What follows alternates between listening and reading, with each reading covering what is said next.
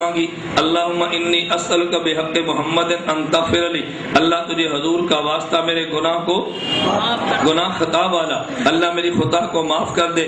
اللہ رب العزت نے آدم علیہ السلام سے سوال کیا، اے آدم کیف عرفت محمد ولم اخلق، میں نے ابھی تک حضرت محمد کو پیدا نہیں کیا، تو نے حضرت محمد کو پہچانا کیسے ہے صلی اللہ علیہ وسلم؟ حضرت آدم نے عرض کیا لما خلقتنی بیدک، جب آپ نے مجھے پیدا فرمایا، ونفخت فی من روح کا، میرے بدن میں روح کو ڈالا، رأیت رفعت راسی، میں نے سر اٹھایا، رأیت علی قوائم العرش مکتوبہ لا الہ الا اللہ محمد الرسول اللہ، میں نے عرش پہ لکھا ہوا دیکھا لا الہ الا اللہ محمد الرسول اللہ، فعرفت انک لم تضف الی اسمک الا احب الخلق الیک، اپنے نام کے ساتھ تو اسی کو لکھتا ہے، میں نے یقین کر لیا جو پوری کائنات میں تجھے زیادہ محبوب ہو۔ اللہ رب العزت نے فرمایا صدقت یا آدم، آدم تو نے سچ کہا ہے، انہ لحب الخلق الیہ، وہ مجھے پوری کائنات میں زیادہ محبوب ہے، سألتنی بحقہ قد غفرت لک، تو نے حضرت محمد کا وسیلہ دے کر دعا مانگی ہے،